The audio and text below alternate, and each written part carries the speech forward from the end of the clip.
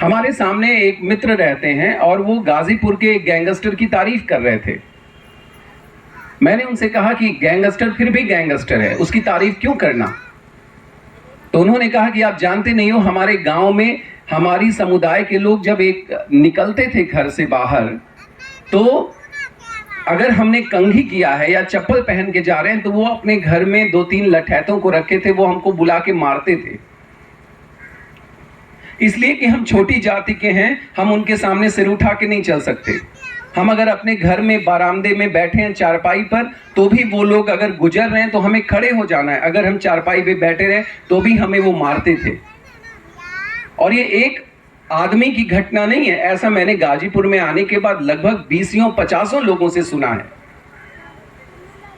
ये गलती कुछ ने की, सबने नहीं की, लेकिन उस कुछ के गलत को गलत कहने का साहस न हो पाने के कारण आज ये समाज में एक बहुत बड़ी बीमारी फैल गई है, जिस बीमारी को लोग कोई 15 और 85 का नाम दे रहा है, कोई ऊंची जात और नीची जाति के बीच के झगड़े का नाम दे रहा है, कोई जनरल ओबीसी SC ST के बीच के झगड़े का नाम दे रहा है।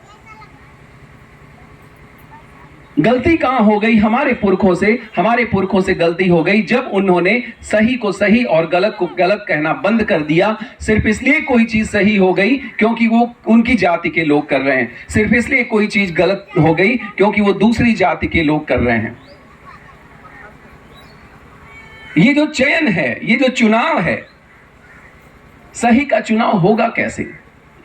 निर्धारित कौन करेगा कि सही क्या है और गलत क्या है? महात्मा गांधी के पास एक बार आचार्य चतुर्सेन शास्त्री पहुंचे, बहुत बड़े लेखक थे।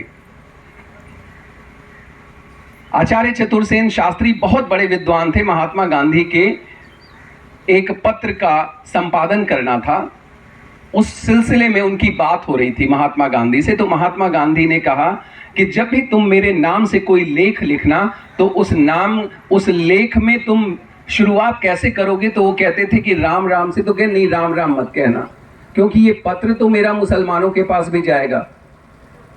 उन्होंने कहा कि जी मैं वंदे मातरम कहूंगा। उन्होंने कहा नहीं, वंदे मातरम कहोगे तो इस समय देश में, हमारा देश एक होकर जिनसे लड़ना चाह रहा है, वो तो चाह रहे हैं कि हम लड़े, हमें वो बांटना चाह रहे हैं हिंदू और मुसलमान के नाम पर। जिन्ना एक तरफ अलग चिल्ला रहा है, मुस्लिम लीग लेकर,